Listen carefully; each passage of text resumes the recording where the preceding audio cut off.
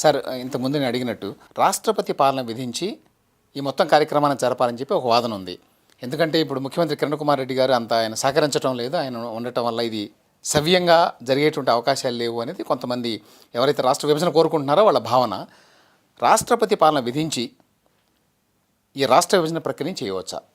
కష్టం అండి. ఎందుకంటే రాష్ట్రపతి పాలన పెట్టిన తర్వాత అసెంబ్లీ ఉండదు. ఒరిస్సా అసెంబ్లీ ఒపీనియన్ తీసుకోవడానికి వీల్లేదు. ఈ ఒపీనియన్ లేకపోతే వాళ్ళు ఫర్దర్గా ప్రొసీడ్ కావడానికి. ఇప్పుడు వాళ్ళు ఏం చెప్పారు, వాళ్ళది బైండింగ్ అయినా కాకపోయినా వాళ్ళ ఒపీనియన్ అనేది అసెంబ్లీ పోవడం అనేది అవసరం. అది రాజ్యాంగంలో అసెంబ్లీకి పోవాలా. కాకపోతే ఏంటంటే అసెంబ్లీలో ఏం చెప్పినా మేము చేయగలుగుతామని. రాష్ట్రపతి పాలన పెట్టిన తర్వాత అసెంబ్లీ ఉండదు. అటువంటి పరిస్థితుల్లో వీళ్ళకు ఫర్దర్గా మేము అట్టన రాసేసుకొని చేసేసుకుంటామంటే అది మరీ మంచిదే, అది చెల్లకుండా పోతుంది. ఎందుకంటే ఇప్పుడు ఏ ప్రభుత్వ చర్య అయినా సెంట్రల్ గవర్నమెంట్ కానీ పార్లమెంట్ కానీ 3 విధాల ఉండకపోతే అది చెడుతుంది. ఒకటి, ఉన్న పవర్ను దుర్వినియోగం చేసుకుంటే చెల్లదు. 2, ఉన్న పవర్ను పద్ధతి ప్రకారం ఎక్సర్సైజ్ చేయకపోతే ఆర్బిట్రరీగా, అంటే అసెంబ్లీకి పంపించుకుంటే అసెంబ్లీ ఏం చెప్పినా లెక్కలేదు అని అనుకుంటే అది చెల్లదు. 3, ఇది డెమోక్రాటిక్ సిస్టమ్ అన్నప్పుడు హాఫ్ ఆఫ్ ది, ఇప్పుడు రేపు అందరూ అసెంబ్లీలో ఓటు పెట్టినా పెట్టకపోయినా వాళ్ళ అభిప్రాయం చెప్పొచ్చు కదా. అది లెక్క తీసుకున్న లేకపోయినా ఎట్టి పరిస్థితుల్లో అసెంబ్లీలో ఈ బిల్లు అప్రూవ్ కాదు, వీళ్ళు ఒప్పుకోరు. స్టేట్కు మెజారిటీ వాళ్ళు ఉన్నారు కాబట్టి. అయినా కూడా మేము చేసేస్తామని అంటే అక్కడ ఇంకొక ఇబ్బంది ఉంది. ఇట్లా చేసిన స్టేట్ను ఇది ఫారం అయ్యే లోపలనే ప్రజాభిప్రాయానికి విరుద్ధంగా వీళ్ళు పార్లమెంటు సెంట్రల్ గవర్నమెంట్ వాళ్ళ అధికారాన్ని దుర్వినియోగం చేశారు కాబట్టి ఇది చెల్లదని సుప్రీంకోర్టులో 14 కింద చేయవచ్చు. రెండో కారణంగా ఏం చేయవచ్చు అంటే 371 అమెండ్ చేయకుండా 3 పవర్స్, ఆర్టికల్ 3 పవర్స్ కొంచెం ఇప్పుడు అన్బ్రిడిల్డ్ పవర్ లేదు ఆంధ్రప్రదేశ్ విషయంలో. It is controlled by 371D because of non obstante clause in clause 371D. 371D prevails over 3. As long as you have not remove that hurdle you cannot do it అని వాళ్ళకు question చేయవచ్చు. 3 ఇవన్నీ కాకపోయినా కూడా political considerations వల్ల ప్రజాభిప్రాయానికి విరుద్ధంగా Indian integrity దెబ్బతినేటట్టు. మీరు ఇంతకుముందు అన్నమాట రాష్ట్ర హైకోర్టులో ఈ మధ్య ఒక పిటిషన్ దాఖలైందండి, దాన్ని డిస్మిస్ చేసిన విషయం తెలుసు మీకు. అందులో కోర్టు ఈ మాట చెప్పినట్టుగా వచ్చిందండి వార్తలు. ఎంతో వాళ్ళు కోర్టు అంటే నేను అనకూడదు కానీ అది ఇప్పుడు కోర్టులలో ఏమవుతుందంటే మనిషిని బట్టి లా మారుతుంది, చెప్పేవాడిని బట్టి. అది కూడా కాకుండా ఇదే కాదు, ఇప్పుడు వాళ్ళు చెప్పారు కాబట్టి ఇక్కడ పనికిరాదని తెలుసు కదా, కాబట్టి 32 కింద సుప్రీంకోర్టులోనే పోతారు. ఏమని సుప్రీంకోర్టులో పోవచ్చునంటే, ఒకటి 371D ఉండంగా 3 కింద ఇది చేయవచ్చునా లేదా అనేది కాన్స్టిట్యూషనల్ లా క్వశ్చన్. అవునండి. రెండవది, ఇట్లా చేయడానికి వీలున్నా కూడా అసెంబ్లీ అభిప్రాయం వేరే రకంగా ఉంటే అంత మునుపు ఎటువంటి స్టేటు ఫాలో చేసిన దాఖలాలు ప్రెసిడెంట్స్ లేవు, మీరు లా యాక్ట్ ఉన్నా. 3, డెమోక్రాటిక్ గవర్నమెంట్ అయ్యి పొలిటికల్ రీజన్స్గా ఇది డివిజన్ చేశారు, not for administrative reasons or for country. 3 అన్నిటికంటే ముఖ్యమైన ఛాలెంజ్ చేస్తే ఇది కంట్రీ ఇంటెగ్రిటీని దెబ్బతినే పరిస్థితిలో ఉంది. ఎందుకంటే the entire country is divided in one manner, that is linguistic manner, and we began that story with Andhra and it became Fazal Ali Commission వచ్చి for entire state linguistic is the basis. For this state when you are breaking it you must give the reason.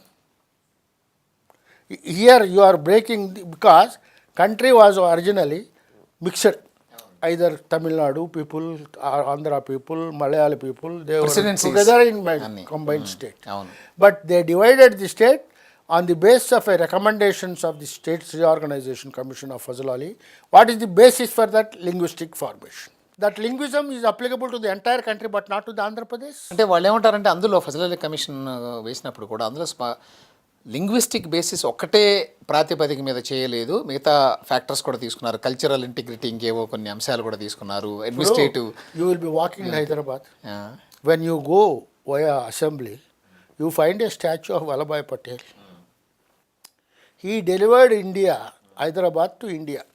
If this Hyderabad state had been as it was, I don't know whether you recollect history or not, they sent $100 million, this Nizam, to join with Pakistan and was going association. Nehru was opposed to police action, but luckily for us, Vallabhbhai Patel interfered and got it. For the sake of integrity of the country, they divided it subsequently. Now, if you divide it for a different reason, you must give the reasons. When Hyderabad was merged with India, why did you break it again? It was broken to Karnataka pieces, then Maharashtra pieces and Telugu pieces. అవునండి. You have not, do you mean to say, and when you go for development, the development story is different. For all these years, it appears according to the statistics of Sri Krishna Commission, committee Telangana was better developed than Rayalaseema. And backward pockets are there. What is the reason? Either for linguism or for a development or for defense purposes. Administrative convenience. What is administration? Suppose I don't get a job, I begin an agitation. For my sake, you do it. Now it has become a religion. Whoever is unemployed will begin a story to divide one way or other. The same people were there in Congress, in the held offices and all that. We don't go into that aspect. But when you divide the state, it can be defective for not compliance with 371D. It can be defective for not compliance with assembly. It can be defective for exercising it for collateral purposes. It can be defective for not complying with the requirements of law. It can be defective if it is established that it is going to be against the integrity of the country. It can be attacked first. Whether it is successful or not is a different thing. It is not easy sailing. And then when it comes to the political voting, I am not sure BJP will support this bill now. కాబట్టి రాజ్యాంగపరంగా రాజకీయంగా రెండు వైపుల నుంచి కూడా సమస్యలు ఉన్నాయంటారు. రాజ్యాంగ పరంగా దీంట్లో డిఫెక్ట్ 371 అమెండ్ చేసేదాకా నువ్వు చేయలేవు. అదేవిధంగా అసెంబ్లీలో ఎగనెస్ట్ ఒపీనియన్ వస్తే ఇప్పటికి ఫారం చేసిన స్టేట్ లేదు. వాళ్ళ రిక్వైర్మెంట్ ఉన్నా లేకపోయినా convention requires to know the opinion of the people. Third thing that is much more important. Sir convention అంత ఇంపార్టెన్స్ ఇస్తుందండి Supreme Court. Convention are as good as constitutional text. ఇప్పుడు when you lose majority, where is it provided that the majority leader should be the chief minister or prime minister? It is only by convention. Constitution doesn't say Prime Minister should be elected by majority of the party. No. Constitution only says President shall appoint a Prime Minister at whose advice ministers will be appointed. The convention is the majority party leader will be legislative party leader, either parliament or he will become the leader. That is the constitution. Because we Indians, when we made the constitution, with all our glory, we were copies of British system. అవునండి. This is not a presidential system where the president is the ruler. Here the president reigns, he doesn't rule. And the convention is with the prime minister. Prime minister's powers are nowhere defined. అవును. Except the executive. Executive is under the control, theoretically, all orders are passed in the name of governor and president who do not have the power to sign their own pay bills. They are conventions. So the convention that assembly should pass, or if assembly has rejected the bill, there is no convention, there is no instance to show that state has been formed. Till now, whatever states were formed, they were with the consent of the concerned affected houses, either Bihar or Jharkhand or all of these things. ఆ రకంగా ఈ సాంప్రదాయాన్ని ఉల్లంఘించడం అనేది ఒక major point అవుతుంది. రెండోది ఇవన్నీ ఈ సాంప్రదాయాలు వీటన్నింటినీ కాదని ఎందుకు చేశారయ్యా అంటే వాళ్ళ పొలిటికల్ రీజన్స్గా చేశారనేది చూపించగలిగితే అది చెల్లదు. Okay. Any action of the government is vitiated if it is vitiated by mala fides. Secondly, if it is arbitrary, without reasons అంటారు arbitrariness అంటే. లింగ్విస్టిక్ రీజన్ లేదు, అడ్మినిస్ట్రేటివ్ రీజన్ లేదు. ఓకే. నీకు ఏ రీజన్ వల్ల చేసావు ఇది? అండ్ యూ ఆర్ బ్రేకింగ్ ఇప్పుడు. On the other hand, if you appointed one commission, it examined everything and it did not advise division of the state. It given 8 options. కాబట్టి అది కూడా ఒక ముఖ్యమైనటువంటి సపోజ్ టు బి. వాడు చెప్పింది వాడికి అర్థం కాదు. 8 సజెషన్స్ చెప్పాడు ఆయన commission. that commission suggested all possible things. 6 options All ఇచ్చారు. possible things. Anything could be done in 6 months. But ఈ gave the best option and the second best option అండి. That they are not accepted. No. Division is not the solution. And one thing is, actually, the present situation is right or wrong. Telangana people want state. Andhra people, as it is clear, do not want it. So, state should be probably given. But what are the safeguards that should be given? Their fears is about the industry. For example, if there are 350 industries in Rangareddy and Hyderabad districts, where their industries are any industry more than 10 crores, 390 are from coastal Andhra people investments. 5 also do not think they are 2 for Muslims, 3 for Parsis. This is the statistics. And they provide employment to 6.5 lakhs people. When these industries are there, they are worried about their safety. Today they said, we don't want to live with Andhras. Very good. Tomorrow they may say, Andhras, go back. అటువంటి fears safeguard చేస్తే state ఇవ్వక తప్పదు. ఇష్టం లేని వాడితే ఎన్నాళ్ళు ఉంటాయి, వాళ్ళు చేయని కొట్టించుకోవడం. And other hand, in my view it is good for Andhra, because whatever revenues are there, they are spent either on Telangana or on Rayalaseema, but not Andhra, because you are already developed. They also stopped expecting governmental aid, because when one company invested 2.5 crores, lakhs crores there, Reliance, because of oil. Gas and oil. Everywhere they are developed well. They don't care. If you go and see, for the past, they must thank Telangana movement, because all investments have stopped from 2001.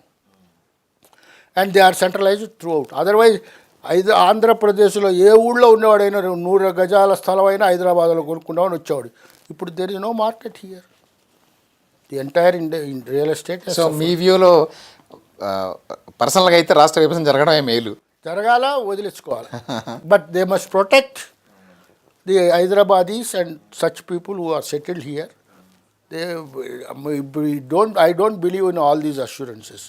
ఇప్పుడు కేసీఆర్ ఎవరండి నేను మిమ్మల్ని protect చేస్తానడానికి? తర్వాత ఆయన power గురించి ఆయన చూసుకుంటాడు. వీళ్ళే ఇప్పుడు లేదా పొన్నాల లక్ష్మయ్య వాళ్ళు they are worried about themselves. How can they protect others? There will be discussion. రాజ్యాంగబద్ధంగా ఉండాలి. ఇప్పుడు ఫర్ ఎగ్జాంపుల్ మెడ్రాస్ ఉందనుకోండి, I don't know whether you know it or not, 2/3 of Madras city real estate is owned by Andhras only. Coimbatore entire is owned, because they are not discriminated. They invested there. If similar protection is ఇక్కడ వీళ్ళు పొమ్మంటున్నారు కాబట్టి వాళ్ళు ఉండరు కూడా అసలు. ఇప్పుడు it's a question of compel who will stay with being hated. But at the same time those people who are settled here must be protected. That's all. Sir మీ వ్యూలో ఇప్పుడు ఒకవేళ విభజన అంటూ జరిగితే, ఒకవేళ ఈ సేఫ్టీ రక్షణలు ఇవేమన్నా ఇచ్చి అనేక రకాల సమస్యలు, మిగతా సమస్యలు కూడా ఉన్నాయి కదా సేఫ్టీ కాకుండా, ఆ సమస్యలన్నీ నా ఉద్దేశంలో సమస్యలే కావు. ది ఓన్లీ హైకోర్టు నుంచి మొదలుకొని, హైకోర్టు కాదు, హైవే ఉంది, బిల్డింగ్ కట్టుకుంటారు. ఇప్పుడు question is there are 3 problems which already. First problem is river problem that can be settled by an impartial tribunal.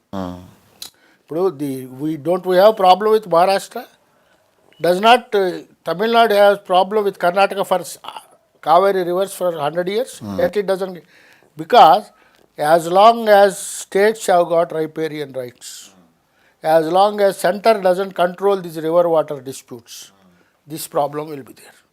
Second, so far as investments and debts are concerned, they will share it in what particular with reference to power.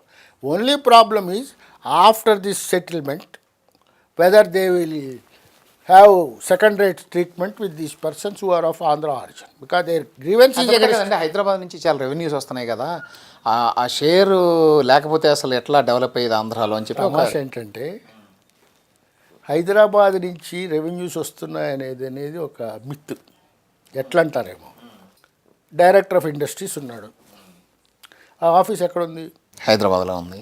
వాడి ద్వారా వచ్చే industries ఏదైనా ఉంటే అవి ఈ కట్టే డబ్బులు tax హైదరాబాద్కు వచ్చేది స్టేట్కి సంబంధించింది. Hyderabad it self doesn't breed any tax.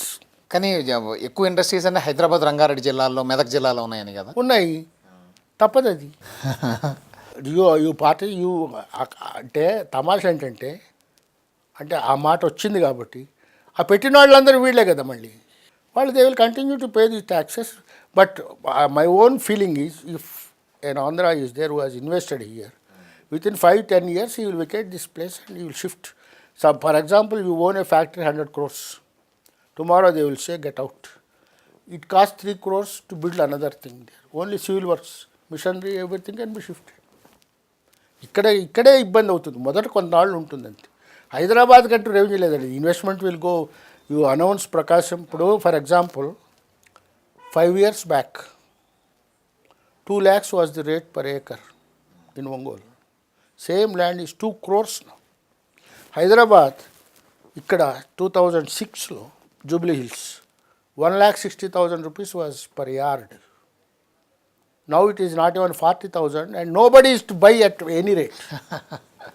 Investment is scared by the agitation. And they luckily from you just go, you said one team from Vizag to Tirupati on the road, just on the road. It will take about 12 hours. You see the difference how many industries have come on the road itself. Because they have stopped investing here. కాబట్టి ఆ రకంగా ప్రత్యేక రాష్ట్రం వస్తే మనం నష్టపోతాం అనే ఎవరు ఆంధ్ర వాళ్ళకు అవసరం నష్టం లేదంటారు. ఏదైనా నష్టం ఉంటే ఒక 5 ఏళ్ల తర్వాత ఇక్కడ ఇన్వెస్ట్మెంట్ పెట్టరు. తెలుగువాడే పొమ్మన్నాడు కాబట్టి ఇద్దరే పెడతారండి ఇండియాలో పెట్టుబడి పెట్టగలరు. మార్వాడివాడు ఆంధ్రవాడు. ఎక్కడ ఇప్పుడు 10,000 రూపాయల కోట్లకు మించిన కాంట్రాక్ట్ ఏదైనా ఉంటే in any state, Jharkhand, Madhya Pradesh, Himachal Pradesh, are Telugu people only invest. Because for 100 years they have been saving because of the grace of cotton. All those investments have become 1,000-fold. అందులో ఇక్కడ ఇది హైదరాబాద్ మంది అనుకొని వీళ్ళు పెట్టారు. ఇప్పుడు we have nothing against. They don't want us, why should you stay? Okay. కాబట్టి రాష్ట్ర విభజన జరుగుతున్న విధానం కరెక్ట్ కాదు, కానీ జరిగితే నష్టం ఏమి లేదు. ఆంధ్రాకు లాభం అండి యాక్చువల్గా. Okay okay. తెలంగాణకే ఇబ్బంది అవుతుంది. ఓకే. కాబట్టి కానీ ఈ రాష్ట్ర విభజన జరుగుతున్న విధానం మీద ఒకటే కష్టం ఎక్కడ ఉందంటే ఇక్కడ సెటిల్మెంట్ అయ్యి ఇండస్ట్రీస్ పెట్టి ఫ్యాక్టరీలు పెట్టి పొలాలు కొని కల్టివేట్ చేసిన వాళ్లకు ఇబ్బంది అవుతుందేమో. వాళ్ళ గురించే వాళ్ళు బాధపడేది. వాళ్ళని మర్చిపోయినాం అనుకోండి, అక్కడ హాయిగా అక్కడ పెట్టుకుంటారు. The investment is not a problem because they suffer with excess money. Every year investable surplus is there for every right. Okay. ఆంధ్రాలో okay. And investments from outside, other Reliance, Tatas, Birlas, they are investing there only because of oil, bauxite, aluminum, iron, steel, mica, copper, all industries. Apart from the rich, one East Godavari district can supply entire rice required for the state. చివరిగా ఒక ప్రశ్న అండి, please. మీరు ఇప్పుడు advise ఇవ్వాల్సి వస్తే, ఆంధ్ర రాయలసీమలో ఆందోళన జరుగుతోంది, అందరికీ తెలుసు, చాలా భారీగా మీరు కూడా ప్రస్తావించారు. వాళ్ళకి మీరు ఏం అడ్వైజ్ ఇస్తారు? ఆంధ్ర రాయలసీమ వాళ్ళను గవర్నమెంట్ ఆఫ్ ఇండియా చేయవలసిన పని ఫస్ట్ అందరినీ పిలవాలి. Representatives of people from all parties from Andhra, Telangana, Rayalaseema. పోపుని ఎలక్ట్ ఎట్లా చేస్తారో తెలిసిన, అందరి కార్డినెన్స్ని లోపల పెడతారు, తలుపేసేస్తారు. పొగ వస్తే, మేము ఎలక్ట్ అయిన తర్వాత పొగ వస్తే కానీ వాళ్ళు వదలరు. అప్పుడే ఎన్నుకున్నట్టు లెక్క. అట్లాగా అందరినీ కూర్చోబెట్టి మాట్లాడి స్టేట్ ఇచ్చేది తప్పదు. హైదరాబాద్ కూడా ఇస్తారు, కానీ హైదరాబాదులోనో రంగారెడ్డిలో ఈ పెట్టుబడులు పెట్టిన వాళ్ళకి ప్రొటెక్షన్ ఇస్తాం. అది పర్మనెంటా టెంపరీ. తర్వాత టెంపరీ క్యాపిటల్, పర్మనెంట్ క్యాపిటల్ అనేది క్వశ్చన్ లేదు. ఎప్పుడు ఫ్యాక్టరీలు పెట్టినా వాళ్ళు 2 ఏళ్లలో కట్టుకోగలరు. ఓకే. ఇన్వెస్ట్మెంట్ టపని అందరూ పడిపోతాం. But for 10 years till they make a capital, let them be here. So for Hyderabad revenues are concerned, divide them into 50-50.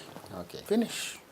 50-50 అనేది ఒక తాత్కాలికంగానా శాశ్వత ప్రాతిపదిక మీద? శాశ్వతంగా ఎందుకుంటాం, వీళ్ళు ఉండరు కదా.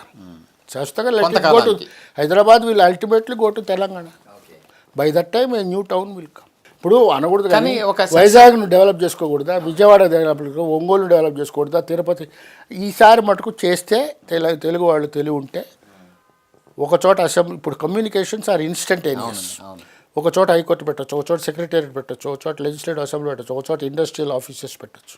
అప్పుడు అన్ని ఊళ్ళు డెవలప్ అవుతాయి. వీళ్ళకి కట్టుకోవాల్సిన ప్రయోజనం అవసరం ఉండదు, ఉన్నవే develop. 4 towns can develop and instantaneous communication అండి. ఫ్యాక్స్ మునుపు మీకు గుర్తుందో లేదో 10 ఏళ్ల కింద మనం గుంటూరు మాట్లాడాలంటే గుంటూరు వినిపించేంత అరిచేవాళ్ళం.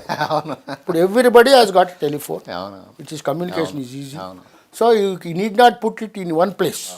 సెన్స్ ఆఫ్ బిట్రేయల్లో ఒకటి అనిపించింది వాళ్ళకి, మోసపోయాం అనేటువంటి ఫీలింగ్ వల్ల ఎక్కువ ఈ ఆందోళన జరుగుతోంది యాక్చువల్గా. అంటే మోసపోయాం అనేది కొంతవరకు నిజమే, కానీ ఆంధ్ర ఈ అనౌన్స్మెంట్ రాక మునుపు పోతే పోయిందిలే అని అనుకున్నారు. వీళ్ళు ఇట్లా చేసిన తర్వాత, వీళ్ళందరినీ తరివేస్తామని చెప్పిన తర్వాత ప్రజలు అక్కడ అజిటేట్ అయితే దాన్ని పట్టించుకోకపోవడం అనేది పెద్ద తప్పు అంటారు. అంతేగాని okay she wants divorce get it of her, okay nothing wrong. Okay. కానీ మీ ఒపీనియన్ ఇప్పటికీ రాష్ట్ర విభజన ఇప్పుడు జరుగుతున్న విధానంలో అయితే దీన్ని ఇట్ ఈస్ డిఫెక్టివ్. కోర్టులో defective, it is constitutionally defective, దీన్ని కోర్టులో పొలిటికల్లీ ప్రశ్నించేటువంటి రాంగ్, అవకాశం ఉంది పూర్తిగా. Politically wrong, administratively arbitrary. Okay.